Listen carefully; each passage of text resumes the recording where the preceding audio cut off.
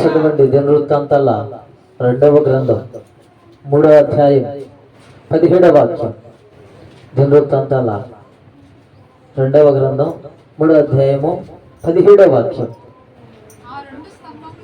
ఆ 2 స్తంభములను దేవాలయము ఎదుట కుడి తట్టున ఒకటియు ఎడమ తట్టున ఒకటియు నిలువబెట్టించి కుడి తట్టు దానికి యాకీను అనియు ఎడమ తట్టు దానికి బోయాజు అనియు పేరు పెట్టెను. చాలండి. సొలొమోను గారు మందిరం కట్టించినప్పుడు రాసుకునే వాళ్ళు రాసుకునండి. ఆత్మీయ పాఠాలు స్కూల్లోనైతే మళ్ళీ తిరిగి రివిజన్ చేస్తారు. మామూలుగా పాఠాలు అయితే రివిజన్ చేస్తారు స్కూల్ లైఫ్లో. కాలేజీల లైఫ్లోనైనా మరి మనం తిరిగి చదువుకుంటాం. కానీ దేవుని పాఠం దేవుని సన్నిధిలో కూర్చొని విని రాసుకుని దాన్ని చదువుకుంటూ ధ్యానించుకున్నప్పుడు మాత్రమే అర్థమవుతుంది కనుక రాసుకునే వాళ్ళు రాసుకునండి. సొలొమోను గారు మందిరం కట్టించినప్పుడట 2 స్తంభాలను నిలిపాడట. ఈ 2 స్తంభాలకి 2 పేర్లు పెట్టాడు. కుడివైపున ఉన్నదానికేమో యాకీనని, ఎడమ వైపున ఉన్నదానికేమో బోయాజు అని పేరు పెట్టాడు. నా ప్రియ దేవుని బిడ్డలారా, సొలొమోను గారు ఈ మాటలు ఎందుకు, ఈ పేర్లు ఎందుకు ఆ 2 స్తంభాలకు పెట్టారు ఆలోచిస్తే, మందిరం కట్టించింది అతనే కదా, అతని పేరు పెట్టుకోవచ్చు కదా. ఇది సొలొమోను గారు కుడి చెయ్యి, ఇది ఎడమ చెయ్యిని పెట్టొచ్చు కదా. లేకపోతే పాత నిబంధనలో దావీదు ఉన్నాడు, వాళ్ళ తండ్రి. ఇంకా అట్లా చూసుకుంటూ పోతే గొప్ప గొప్ప ప్రవక్తలు, గొప్ప గొప్ప వారు ఉన్నారు కదా. అబ్రహాం ఉన్నాడు, ఇస్సాకు ఉన్నాడు, యాకోబు ఉన్నాడు, దావీదు ఉన్నాడు, ఇంకా ప్రవక్త అయిన మోషే ఉన్నాడు, అహరోను ఉన్నాడు. ఇట్లా చాలా మంది ఉన్నారు కదా. ఎందుకని సొలొమోను గారు యాకీనని బోయాజు అని పేరు పెట్టాడు? ఈ పేర్లు పెట్టడానికి, దేవాలయపు స్తంభాలకు పేర్లు పెట్టడానికి గల కారణం, యాకీను కుడి తట్టునున్న యాకీను గురించి ఎప్పుడైనా దేవుడి చిత్తమైతే తెలియపరుచుకుందాం. ఈ రోజున దేవుడు మనతో మాట్లాడుతున్న మాట ఏంటంటే బోయాజు. ఏంటిది? బోయాజు అనగా బలము నొందినవాడు, బలము అని అర్థం. బోయాజు అనగా బలము అని అర్థం. ఈయన సొలొమోను గారికి 3వ తాత. బోయాజు ఓబేదును కనెను, ఓబేదు యెషయను కనెను, దావీదు తండ్రి యెషయను కనెను, యెషయ దావీదును కనెను, దావీదు సొలొమోను కనెను ఉంటుంది 3వ తాత. ఇప్పుడు మీ అందరూ అనుకోవచ్చు, ఎందుకంటే బోయాజు ఆ పేర్లు పెట్టింది, సారీ సొలొమోను ఎందుకంటే ఆ పేర్లు పెట్టింది? బోయాజు ఎవరు? బోయాజు ఎవరు? వాళ్ళ తాతయ్య. మీకు డౌట్ వచ్చిందా రాలేదా? మీరు అసలు వాక్యం వింటే కదా డౌట్ వచ్చిందా రాలేదా? సొలొమోను ఎందుకని ఆ పేరు పెట్టిందంటే మీ అందరికి ఇప్పుడు ప్రశ్నకి సమాధానం దొరికినట్టు ఉన్నాయి. వాళ్ళ తాతయ్య అందుకని పేరు పెట్టారయ్యా అంటారు. లేదు లేదు, వాళ్ళ తండ్రి పేరు ఉంది దావీదు, వాళ్ళ ఇంకొక తాత పేరు ఉంది ఓబేదు. ఈయన పేరు ఎందుకు పెడతాడు? చాలా మంది పేర్లు ఉన్నాయి కదా. అంటే ఆ పేర్లు పెట్టడానికి గల కారణం ఆ బోయాజులో ఉన్న లక్షణాలు. ప్రైజ్ ది లార్డ్, హల్లెలూయా. బోయాజులో ఉన్న లక్షణాలు, క్వాలిటీస్, విలువ విధానాలు. బోయాజు గారిని ఒకసారి మనం జ్ఞాపకం చేసుకుంటే ఈయన ఎక్కువగా మనకు పరిచయం అయ్యే వ్యక్తి. ఎందుకంటే రూతు గ్రంథంలో ఈయన పరిచయం అవుతాడు మనకి. ఆ సారాంశం ఒకసారి మనకి అందరికీ తెలుసు, చాలా సందర్భాల్లో చెప్పుకున్నాం. ఏమనంటే ఒక ఆమె తన భర్తను తన 2 కుమారులను తీసుకొని బెత్లెహేమును విడిచి మోయాబుకి వెళ్ళడం, అక్కడికి వెళ్ళిన తర్వాత కొన్నాళ్ళకి వాళ్ళ పెనిమిడి చనిపోవడం, అక్కడున్న కుమార్తెలతోనే పెళ్లి చేయడం, ఆ తర్వాత ఆ కుమారులు కూడా చనిపోవడం. ఇప్పుడు వీళ్ళు ముగ్గురు వెధవరాళ్ళు అయిపోయి, దేనికి చేతగాని వారు అయిపోయి, వారందరూ కూడా మరుతిరిగి వాళ్ళ స్వగృహానికి రావాలనుకోవడం. మార్గ మధ్యములో ఈ నయోమి అనే తల్లి వారి ఇరువురు కోడలను పిలిచి, నా కుమార్తెలారా, మీరు మరి తిరిగి మీ ఊరు వెళ్ళిపోండి, మీ తండ్రి ఇంటి దగ్గర ఉండండి, మరి తిరిగి మీరు పెళ్లి చేసుకుని మీ స్వేచ్ఛ జీవితాన్ని గడపండి అంటే, ఒక కోడలేమో వెళ్ళిపోవడం, ఇదంతా మనకు బాగా తెలిసింది. ఇంకో కోడలేమో, అత్త నువ్వు ఎక్కడ ఉంటావు, నేను అక్కడ ఉంటాను, నీ జనమే నా జనం, నువ్వు పాతి పెట్టిన చోటునే నేను పాతి పెట్టబడతాను, మరణిస్తానని చెప్పడం. ఇద్దరు కలిసి మరి తిరిగి బెత్లెహేముకు రావడం. వచ్చిన తర్వాత వీళ్ళు పేదవారు కనుక, తమ అత్తేమో కొద్దిగా పెద్ద వయసు కలిగింది కనుక, ఇప్పుడు వీరికి పోషణ నిమిత్తం ఎవరు బయలుదేరింది? రూతు. పోషణ నిమిత్తం రూతు బయలుదేరింది. అక్కడ వరకు మీ అందరికి బాగా తెలుసు. ఆ వాక్యాన్ని కొద్దిగా, ఆ సారాంశాన్ని అంతా కొంచెం పక్కన పెడితే, అసలు ఈ బోయాజు ఎందుకని ఇంత కీర్తి ప్రశంసలు కలిగిన వాడు, ఎందుకని ఇంత కీర్తి కలిగిన వాడు, ఇంత పేరు కలిగిన వాడు ఎందుకు అంటే, చదువుకుందాం. రూతు గ్రంథం 2వ అధ్యాయము 4వ వాక్యం. బోయాజు గురించి దేవుడి రోజు మనతో మాట్లాడుతున్నాడు. ఆత్మ చెప్పు సంగతులు చెవిగలవాడు వినుగాక. బోయాజు గురించి దేవుడి రోజున మనతో మాట్లాడుతున్నాడు. చదువుకుందాం. బోయాజు బెత్లెహేము నుండి వచ్చి, యెహోవా మీకు తోడై ఉండును గాక అని చేను కోయి వారితో చెప్పగా. ఈయనలో ఉన్న మొదటి లక్షణం ఏంటంటే, ఈయన చేను కోసే వారి దగ్గరికి వచ్చారు. అది అతని పొలమే. చాలా గొప్ప ఐశ్వర్యవంతుడు ఇతను, చాలా గొప్ప ఐశ్వర్యవంతుడు. చేను కోసే వారి దగ్గరికి వచ్చి, మనం యాక్చువల్గా చూస్తాం, చాలా గొప్ప ఐశ్వర్యవంతులకు చేలోకి రావటమే ఎక్కువ. వచ్చిన తర్వాత వీరు ఎవరితో మాట్లాడేదైనా చెట్టున్నా లేకపోతే చిన్న రేకుల షెడ్ లాంటిది వేసుకుంటారు కదా, అక్కడ కూర్చొని కాలక్షేపం చేస్తూ ఉంటాడు. కానీ బోయజులో ఉన్న లక్షణం ఏంటంటే, ఇంత గొప్ప ఐశ్వర్యవంతుడైనా కానీ బోయజు చేను కోసే వారి దగ్గరకు వచ్చి, యెహోవా మీకు తోడయ్యుండునుగాక అని చెప్పాడు. ప్రైజ్ లార్డ్, హల్లెలూయా. ఈ మాటకు అర్థం ఏంటంటే, ఈయన దేవుని సువార్తను ప్రకటించేవాడు. నెంబర్ 1 మీరు రాసుకోవలసిన మాట ఏంటంటే, బోయజు దేవుని సువార్తను ప్రకటించేవాడు. ఎందుకయ్యా అంటే, ఇతనికి దేవుని గురించి తెలుసు. దేవుని సువార్తను ప్రకటించాలని ఈ రోజున సంఘంలో మనందరం కూడా సాక్ష్యాలు చెప్పమంటే అందరం లేచి చెబుతున్నాం, బాగానే ఉంది. ఒక్కొక్కళ్ళు 1 నిమిషం చెప్పమంటే 5 నిమిషాలు చెప్పే వాళ్ళు కూడా ఉన్నారు. ఇదే సాక్ష్యం నీ బయట నువ్వు ఎందుకు చెప్పలేకపోతున్నావు? బోయజు దేవుని పరిచయం చేయడానికి, సువార్త చేయడానికి సిగ్గుపడేవాడు కాదు. ఇదే సాక్ష్యం మనం బయట చెప్పాలంటే, మన సాక్ష్యం మనం అనుభవించిన ఈ కార్యాలన్నీ కూడా మనం బయట చెప్పాలంటే చాలా సిగ్గు, చాలా బిడియం. చాలా మందికి అయితే మందిరంలో ప్రార్థన చేయమన్నావా సిగ్గే, మందిరంలో మోకరించమన్నా సిగ్గే. మరి కొంతమందికి ఓరకనే సిగ్గుపడతారు, ఎందుకు పడతారో కూడా తెలియదు. దేవుని సన్నిధిలో ఆ స్తంభానికి ఎందుకయ్యా బోయేజ్ అని పేరు పెట్టిందంటే, ఆ స్తంభం వల్ల దేవుడు నిన్ను నిలపాలని. Praise lord, hallelujah. దేవుడు నీకు చేసిన కార్యాలను, దేవుడు నీ పట్ల కలిగి ఉన్న ప్రణాళికలను, ఊహలను, ఉద్దేశాలను, నా దేవుడు నీ జీవితంలో చేసిన అద్భుత కార్యాలను అనేకులు చెప్పడానికి నువ్వు ఎందుకని సిగ్గుపడతావు?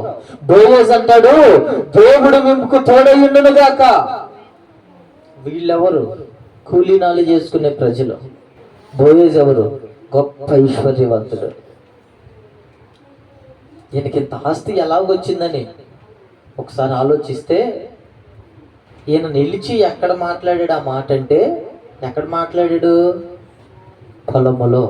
ఎక్కడ మాట్లాడాడు? చెప్పాలి, ఎక్కడ మాట్లాడాడు? బైబిల్లో ఒక చోట నిర్గమాకాండం 20 అధ్యాయం 24వ వాక్యంలో ఒక మాట ఉంటుంది. ఆ మాటను చదువుకుందామా? చివరి లైన్లు 2 లైన్లు చదువుకుందాం త్వరగా. నిర్గమాకాండం 20 అధ్యాయం 24వ వాక్యం. జ్ఞాపకార్థముగా ఉంచు ప్రతి స్థలములోను నీ యొద్దకు వచ్చి నిన్ను ఆశీర్వదించదను. చప్పట్లు కొడుతూ దేవుడు నామమున మహిమపరుద్దాం. హల్లెలూయా.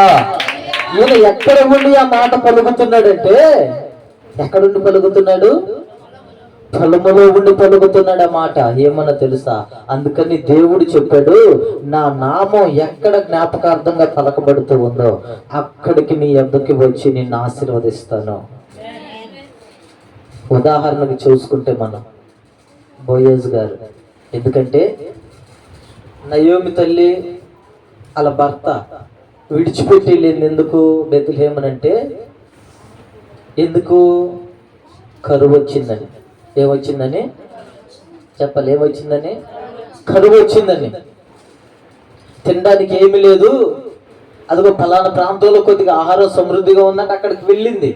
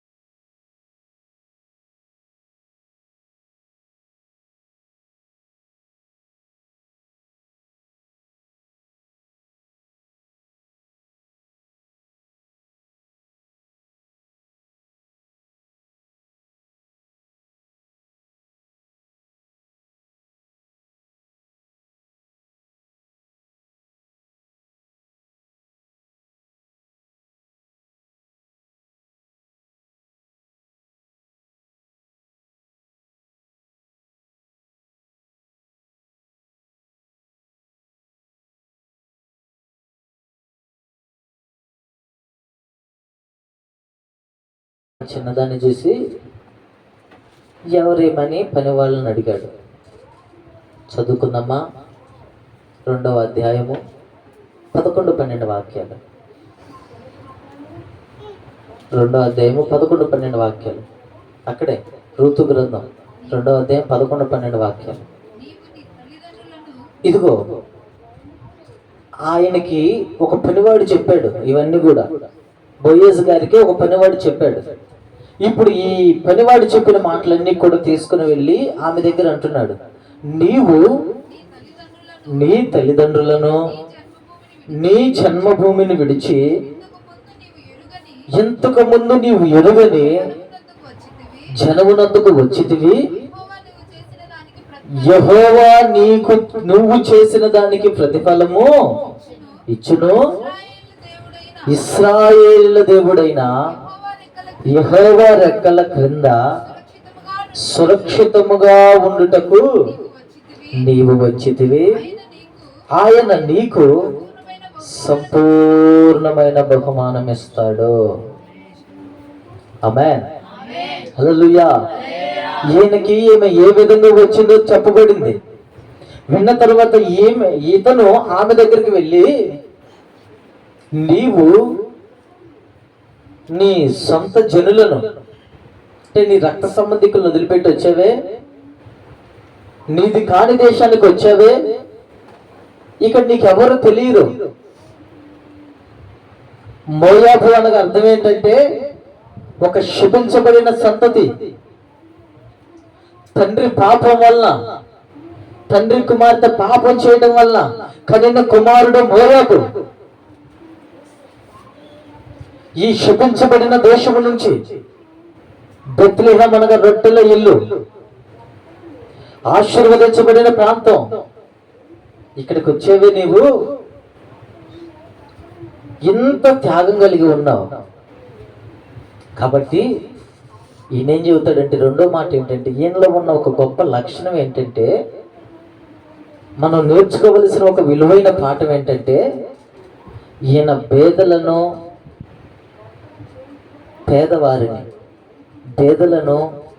ఆదరించే మనస్సు కలిగిన వాడు. ఆమేన్. రెండో మాట, ఆదరించే మనస్సు, పేదలను ఆదరించే మనస్సు కలిగిన వాడు. ఏమితో చెప్తాడు, అమ్మా నువ్వెక్కడి నుంచో వచ్చావు, రావటం కూడా ఎట్టొచ్చావంటే నీ తల్లిదండ్రుల్ని రక్త సంబంధికులు వాళ్ళందరూ తీసుకొని రాలేదు. నీ అత్తకి నువ్వు చేసినదంతా నేను విన్నాను, నీ అత్తకి నేను చేసినదంతా విన్నాను. నువ్వు ఇప్పుడు ఎక్కడికి వచ్చావో తెలుసా, నువ్వేం భయపడ మాకు. యెహోవా రెక్కల నీడలోనికి వచ్చావు. యెహోవా రెక్కల నీడలోకి ఈ విధంగా ఆదరించాలండి మన శ్రమలో ఉన్నవారిని, కష్టంలో కన్నీళ్ళలో ఉన్నవారిని ఈ విధంగా ఆదరించాలి. ఎంతకాలం నేను చాలే, నేను ప్రార్థనకి వెళ్తే చాలే, లేకపోతే నేను అట్లుంటే చాలే ఎట్లుంటే చాలే అనుకోకూడదు. మనం బోయజు రూతు దగ్గరికి వచ్చి అంటాడు, యెహోవా రెక్కల క్రిందకు నువ్వు వచ్చావమ్మా. ఎంత గొప్ప ఆదరణ, ఎంత గొప్ప ఆదరణ కలిగించే మాట. అసలు వాస్తవానికి అంత ఐశ్వర్యవంతులకి ఏ రోజైనా కానీ ఇంత గొప్ప ఆదరణ కలిగించే మాటలు ఉంటాయి అంటే, చాలా మంది డబ్బు ఉండవాలని గమనించండి. అందరని కాదు కానీ చాలా మంది, 100కి 80 మంది దాకా డబ్బులున్న వాళ్ళకి దేవుడి గురించి పట్టదు. బేదలను ఎవరు కూడా ఆదరించరు. కానీ బోయోజులో ఉన్న లక్షణం ఏంటంటే, నాకెళ్ళి చూద్దాం అందరం. బోయోజులో ఉన్న లక్షణం ఏంటంటే, ఈయన ఆదరణ కలిగించే మాటల చేత ఆమెను ధైర్యపరుస్తున్నాడు. సంఘములో వాక్యం వింటున్న దేవుని బిడ్డలారా, నీతో దేవుడు మాట్లాడుతున్న మాట ఏంటంటే, నువ్వెంతమందిని ఆదరిస్తూ ఉన్నావు, నీ మాట ఆదరించే మాటగా ఉండాలి, ఆదరించే మాటగా ఉండాలి. ఎదుటి వాళ్ళు కృంగిపోతున్నప్పుడు, ఎదుటి వాళ్ళు భయపడుతున్నప్పుడు, ఎదుటి వాళ్ళు పడిపోతున్నప్పుడు, ఎదుటి వాళ్ళు చెడిపోతున్నప్పుడు నీ మాట వారిని నిలబెట్టేదిగా ఉండాలి. నీ మాట వారిని ధైర్యపరిచేదిగా ఉండాలి. నీ మాట వారిని హత్తుకునేదిగా ఉండాలి. ఇదిగో ఈ బోయజ్ అంటాడు, యెహోవా రెక్కల క్రిందకు నువ్వు వచ్చావు తల్లి. ఆయన రెక్కలలో నీకేముందో తెలుసా? సంపూర్ణమైన బహుమానం ఉంది. హల్లెలూయా, హల్లెలూయా. ఈ మాటలు చెప్పబోతుంటేనే యెహోవా రెక్కల క్రిందకు వచ్చావు, ఆయన రెక్కల్లో నీకు గొప్ప బహుమానం దాచి ఉంచాడమ్మా. ఎంత గొప్ప మాట, ఎంత ప్రేమ కలిగిన మాట. కొరింథీయులకు రాసిన మొదటి పత్రికలో అంటాడు, ఒకసారి చదువుకుందామా? సరే, 2వ పత్రిక 1వ అధ్యాయం 3-4 వాక్యాలు. కొరింథీయులకు రాసిన 2వ పత్రిక, మొదటి పత్రిక, కొరింథీయులకు రాసిన 2వ గ్రంథం, మొదటి వాక్యం 3-4.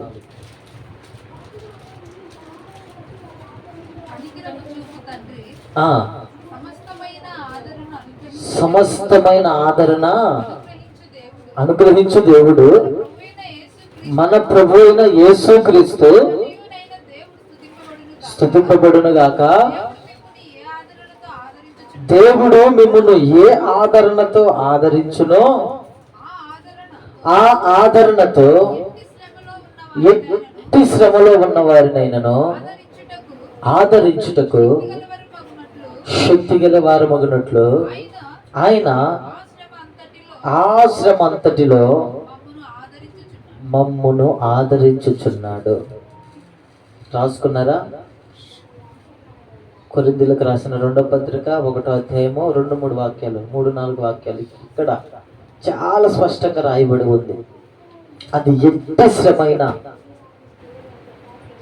వాస్తవానికి నయోమి జీవితం, రూతు జీవితం అంత సాఫీగా ఏం సాగట్లేదు. వారికి తినడానికి తిండి లేకపోతేనే ఆ రూతు గారు అక్కడికి వచ్చారు పొలానికి. ఏం కూడా కొద్దిగా డబ్బులు ఉండదైతే వచ్చేది కాదు. ఈమె అక్కడికి వచ్చిన తర్వాత దేవుడు అంటాడు, ఎట్టి శ్రమలో ఉన్న వారినైనా నువ్వు ఆదరించాలి. చాలా మంది డబ్బులు ఉన్న వాళ్ళని ఆదరిస్తారు, వెళ్ళి వారు బాగుపడ్డ తర్వాత డబ్బులు ఇస్తారేమోనండి.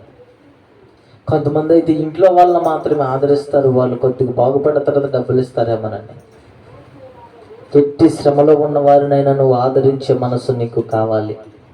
ఆమేన్, హల్లెలూయా, హల్లెలూయా. రూతు దగ్గరకు వచ్చి బోయజ్ అంటాడు, తల్లి నువ్వు యెహోవా రెక్కల క్రిందకు వచ్చావు, నా కుమారి యెహోవా రెక్కల క్రిందకు వచ్చావు. నీకు యెహోవా సంపూర్ణమైన బహుమానం ఇవ్వడానికి తీసుకొచ్చాడు. నువ్వు భయపడమాకు అని చెప్పి గొప్ప ఆదరణ కలిగించే మాటల ద్వారా ఆమెను బలపరుస్తున్నాడు బోయాజ్. ఎందుకని ఆ పేరు పెట్టారంటే, ఈ మాటలన్నీ వింటుంటే ఆ స్తంభానికి ఎందుకని బోయాజ్ అని పేరు పెట్టాడంటే వాళ్ళ తాతని పేరు పెట్టలేదండో. మీరు జాగ్రత్తగా గమనించాలి. చాలా మంది పుట్టిన పిల్లలకి వాళ్ళ నాన్న వాళ్ళ తాత ఎవరైనా ఇష్టమైతే వాళ్ళ పేర్లు పెడతారు. ఈ సొలొమోను గారు మందిరం కట్టి ఎందుకని ఈ పేరు పెట్టారంటే వాళ్ళ తాత అని కాదు, సంఘములో కూడా ఇటువంటి ఆదరణ కలిగించే మనుషులు ఉండాలి. దేవాలయంలో, మందిరములో ఇట్లాంటి ఆదరణ కలిగించే మాటల ద్వారా పడిపోతున్న జీవితాలు కట్టబడే మనుషులు ఉండాలి. అందుకనే కదా దేవుడు నిన్ను నిలుపుతుంది, అందుకనే కదా దేవుడు నిన్ను స్తంభంగా నిలిపింది. ఈ రోజున ఆ బోయాజ్ పేరు ఆ స్తంభానికి పెట్టబడితే ఈ రోజున సంఘములో నీ పేరు ఇదిగో ఇక్కడున్న స్తంభాలకు పెట్టబడును గాక. ఆమేన్, హల్లెలూయా. మందిరానికి ఒక స్తంభముగా నిలబడును గాక. ఆమేన్. ఆదరణ చేత నీ హృదయం తృప్తిపరచబడును గాక. దేవుడు ఆదరణ నీ మీదకి దిగివేస్తుంది. నీవు నీ పక్కన వారిని ఆదరించాలి, ఇంకా పక్కన వారిని ఆదరించాలి. శ్రమలలో నీ దగ్గరికి వచ్చిన వారు, కన్నీళ్లతో నీ దగ్గరికి వచ్చిన వారు, వేదనతో నీ దగ్గరికి వచ్చిన వారు నీ దగ్గర నుంచి సంతోషంతో తిరిగి వెళ్ళాలి. ప్రైజ్ లార్డ్, హల్లెలూయా. ఆమె పాపం మేబీ భయపడతా వచ్చి ఉంటది, ఎందుకంటే ఊరు కాని ఊరు, దేశం కాదు దేశం కాని దేశం, ఎవరు పరిగెరుకొని ఇస్తారు, ఎవరు పొలంలోకి వెళ్ళాలని భయపడతా వచ్చి ఉంటది. ఎంత గొప్ప ఆదరణ కలిగించే మాట. నిజంగా బోయాజ్కి ఎంతో గొప్ప ప్రేమించే హృదయం ఉందండి. Praise Lord. ఈ మధ్య ఆటోల మీద అందరు రాస్తారు ఏమనంటే, అందరూ బాగుండాలి, అందరిలో నేను ఉండాలి, అందరూ బాగుండాలి, అందరిలో. ఆ బోయజు గారిని చూసే ఈ మాటలన్నీ పలకబడుతూ ఉన్నాయి అనిపిస్తుంది అప్పుడప్పుడు. ఎందుకంటే అంత ఉండవాళ్ళు ఎవరు కూడా పేదవారిని ఎవరు కనికరించరు. కనికరిస్తారా? కనికరిస్తారా? ఎప్పుడైనా కానీ పెద్ద పెద్ద డబ్బులు ఉండవాళ్ళు వచ్చి మీ దగ్గరికి వచ్చి, అమ్మా ఇక ఈ డబ్బులు తీసుకోమ్మా మా దగ్గరికి రా, దేవుడు నిన్ను ఆశీర్వదిస్తాడమ్మా అని ఎప్పుడైనా చెప్పాడా? చెప్పరు. బోయజు మనసు మనందరికి ఉండును గాక. పేదలను ఆదరించే మనసు, పేదవారిని దగ్గరకు తీసే మనసు బోయజుకుంది. మళ్ళీ ఏనేం చెబుతాడో తెలుసా? యెహోవా, మరొకసారి చదువుకుందాం ఆ మాటలే. యెహోవా రెక్కల క్రిందకి, గట్టిగా చదువుదాం ఆ మాట అందరం కూడా, అందరికీ కూడా ఆదరణ కలిగించినట్లుగా. ఇది యెహోవా రెక్కల క్రిందకు వచ్చిన సమయం. చదవండి అక్కడే. యెహోవా నీవు చేసిన దానికి ప్రతిఫలమిచ్చును. ఇశ్రాయేలు దేవుడైన యెహోవా రెక్కల క్రింద సురక్షితముగా ఉండుటకు. ఎంత గొప్ప ఆదరణ అండి. ఇశ్రాయేలు దేవుడైన యెహోవా రెక్కల క్రింద నీవు ఉండుటకు, సురక్షితముగా ఉండుటకు నీవు వచ్చావు. మందిరానికి ఈ రోజున ఊరకనే రాలేదు నువ్వు. యెహోవా రెక్కల క్రింద సురక్షితముగా ఉండడానికి వచ్చావు. నమ్మిన వారు బిగ్గరగా చెప్దామా? ఆమేన్, హల్లెలూయా. యెహోవా రెక్కల క్రింద సురక్షితముగా ఉండుటకు నీవు వచ్చావు. ఆ తర్వాత ఇంకొక గొప్ప మాట కూడా అంటాడు ఆయన ఆమెతో. చదువుదాం. ఆయన నీకు సంపూర్ణమైన బహుమానం ఇస్తాడు. అరాకొర ఇవ్వడండు, సంపూర్ణమైన బహుమానం ఇస్తాడు. సంపూర్ణమైన బహుమానం. ఈ మాట వినిన వెంటనే ఏ తల్లి హృదయమైనా కానీ ఆనందంతో గంతులు వేస్తుంది. ఆమేన్, హల్లెలూయా. నీ హృదయం నీలో పులకించిపోతుంది. మీకు ఎట్టుందో తెలియదు కానీ నాకైతే నా హృదయం పులకించిపోతుంది. ఎందుకంటే ఇంత వానలోనైనా యెహోవా రెక్కల క్రింద సురక్షితముగా ఉండటకు మనందరం వచ్చాము. ఆయన మనకి సంపూర్ణమైన బహుమానం ఇస్తాడు. సంపూర్ణమైన బహుమానం ఇస్తాడు. సంపూర్ణమైన బహుమానం ఇస్తాడు. యేసు నామములో మనకు సంపూర్ణమైన బహుమానం అనుగ్రహించునుగాక. ఆమేన్, హల్లెలూయా. ఇక మూడవదిగా ఈయన ఆమెతో చెప్తాడు, బోయజ్ గారు ఆమెతో చెబుతాడు. అక్కడే 2వ అధ్యాయము 9వ వాక్యం.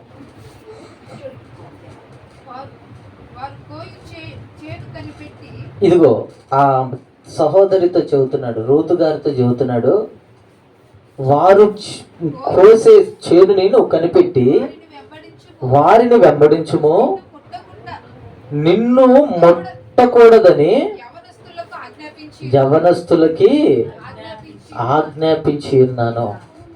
ఈయనలో మనం నేర్చుకోవాల్సిన మొదటి మాట ఏమో, ఈయన ఏ విషయంలోనైనా సువార్త చేయడానికి, ఎక్కడైనా సువార్త చేయడానికి సిగ్గుపడేవాడు కాదు. రెండో లక్షణం ఏంటంటే పేదలను, పేదవారిని ఆదరించే మనసు కలిగిన వాడు. ఇక మూడో మాట, విలువైన మాట ఏంటంటే, ఈయన తన పాలెమును, పరిసర ప్రాంతాలను పరిశుభ్రంగా ఉంచేవాడు. ఆమేన్, హల్లెలూయా. తన పాలెమును పరిశుద్ధంగా ఉంచేవాడు.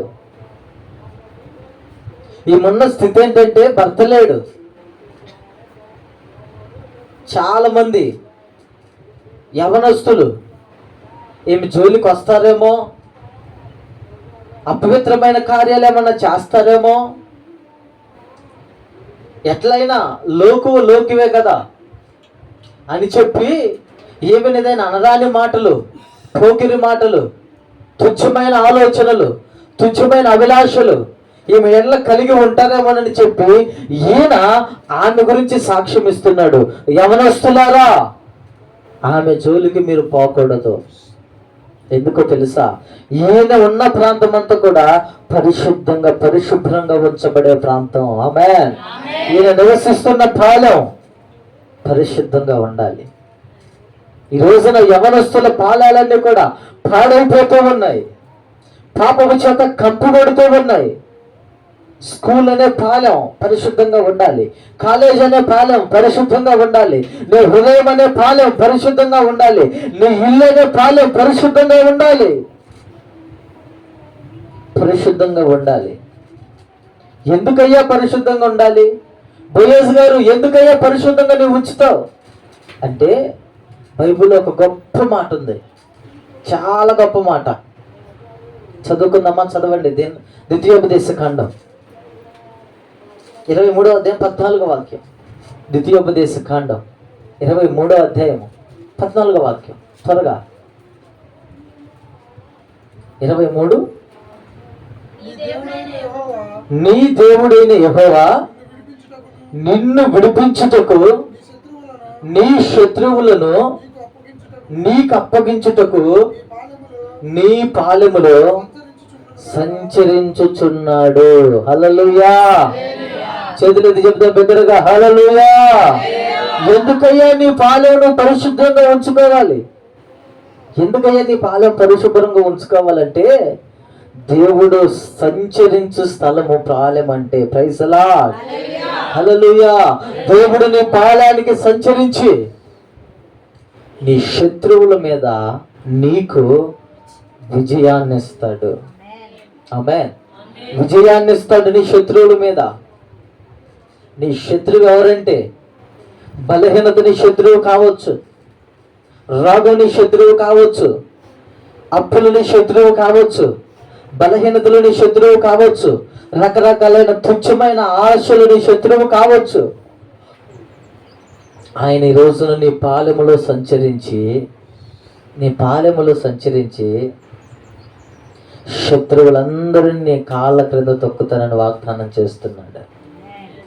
ఒక్కళ్ళు చెప్పలేదు ఆమేనని. శత్రువులందరినీ నీ పాదాల క్రింద తొక్కును గాక. ఆమేన్. హల్లెలూయా. చాలా మంది చెబుతారు, డాక్టర్ల దగ్గరికి వెళ్తే తగ్గదయ్యా. చాలా మంది చెబుతారు, ఇంకొకరి దగ్గరికి వెళ్తే తగ్గదయ్యా. దేవుడు నీ పాలెంలోనికి దిగి వచ్చినప్పుడు, నీ పరిసర ప్రాంతాల్లోనికి దిగి వచ్చినప్పుడు నువ్వు ఎలా ఉండాలో తెలుసా? పరిశుభ్రంగా కనబడాలి, శుద్ధిగా కనబడాలి. నీ హృదయం అనే పాలెం చెడిపోతుంది చాలా మందికి. ఆయన నీ పాలెంలో సంచరించినప్పుడు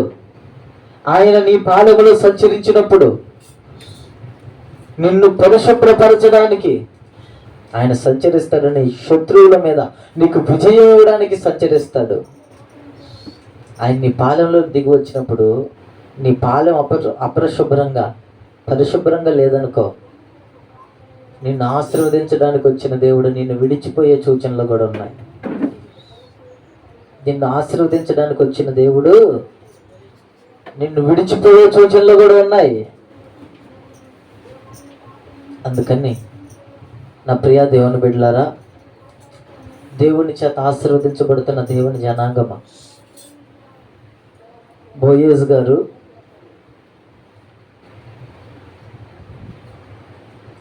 ఎందుకని ఈ యవనులు ఎవరైనా కానీ నీ జోలికి రాకుండా నేను వారికి ఆజ్ఞాపించాను అన్నాడంటే, నీ ఉన్న స్థితి నేను చూశాను. నా కుమారి, చాలామంది పొలాల్లో ఏమేం చేస్తారంటే, సరదా మాట్లాడుకుంటూ, అంటే పని సాగిద్దనో లేకపోతే ఇంకోటనో సరదా మాటలు మాట్లాడుకుంటూ చేతుల్లో ఆడుకుంటూ వారి వారి పనులు చేస్తారు. ఏమొచ్చినప్పుడు యవనస్తులు కూడా ఏమైనా అనరాని మాటలు ఏమైనా అంటారేమో, ఏమైనా అనరాని మాటలు ఏమైనా అంటారేమో, ఇంకా రకరకాలైన ఆలోచనలు ఏమైనా పెట్టుకుంటారేమోనని చెప్పి ఆ పరిసర ప్రాంతాలంతా కూడా పాపం చేయకూడదని చెప్పి బోయజు గారు యవనస్తులకు ఆజ్ఞాపించాడు. ఈ రోజున నీ పాలెం పరిశుద్ధంగా ఉందా? నీ పని అనే పాలెం పరిశుద్ధంగా ఉందా? లేదా నువ్వు నివసిస్తున్న ఆ పాలెం, ఆ ఇల్లు పరిశుభ్రంగా ఉందా? దేవుడు నీ దగ్గరికి దిగి వస్తాడు. ఈ రోజున దేవుడు ఈ రోజు నీ దగ్గరికి దిగి వస్తాడు. ఎందుకో తెలుసా? నీ శత్రువుల మీద నీకు అధికారం ఇవ్వడానికి, నీ శత్రువులను నీ పాదాల క్రింద తొక్కడానికి దేవుడు నీ పాలెనికి దిగి రాబోతున్నాడు. ఈ రోజున దేవుడు నీ పాలెనికి దిగి రాబోతున్నాడు. ఈ రోజున నీ పాలెమంతా కూడా పరిశుభ్రంగా ఉంచబడాలి, శుద్ధి చేయబడాలి. నిన్ను ఆశీర్వదించడానికి వచ్చిన దేవుడు, నీ శత్రువుల మీద జయాన్ని ఇవ్వడానికి వచ్చిన దేవుడు, పాలెం పరిశుభ్రంగా లేకపోతే నేను విడిచి వెళ్ళే సూచనలు కూడా ఉన్నాయి. జాగ్రత్త సంగమా, నీ హృదయం అనే పాలెం పరిశుభ్రంగా ఉంచుకుందువుగాక. మన హృదయం అనే పాలెం పరిశుభ్రంగా ఉంచుకుందుముగాక. ఎందుకయ్యా నాకు ఈ శ్రమలు? ఎందుకయ్యా ఈ కష్టాలు? ఎందుకయ్యా ఈ బాధలు తీరట్లేదంటే నీ పాలెం ఎక్కడో చెడిపోయింది, నీ పాలెం ఎక్కడో పనికి రాకుండా పోయింది, నీ పాలెం ఎక్కడో అపరిశుభ్రంగా ఉంది. దాన్ని శుద్ధి చేసుకోవాలి. ఈ రోజున నీ పాలెం చెడిపోకూడదు. దేవుడు నీ దగ్గరికి దిగిరాబోతూ ఉన్నాడు. ఈ రోజున దేవుడు నీ దగ్గరికి దిగిరాబోతున్నాడు. ఈ రోజున పరిశుద్ధాత్మ పూర్ణుడిగా చెబుతూ ఉన్నా, దేవుడు మన పాలెములోనికి దిగిరాబోతున్నాడు. ఈ రోజున నీ శత్రువుల మీద నీకు అధికారం ఇవ్వబోతూ ఉన్నాడు. నీ పాలెం పరిశుభ్రంగా ఉంచుకోవాలి. నీ హృదయం అనే పాలెం పరిశుభ్రంగా ఉంచుకోవాలి.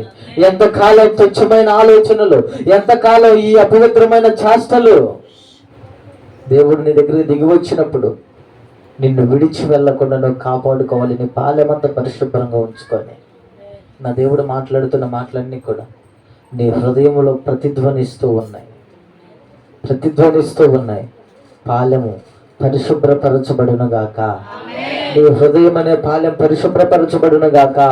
నీ కళ్ళు, నోరు, చూపు, హృదయము, ఆలోచనలన్నీ కూడా యేసు నామములో పరిశుభ్రపరచబడునుగాక, పవిత్రములుగా మార్చబడునుగాక, స్వచ్ఛమైన ఆలోచనలు తొలగిపోవునుగాక.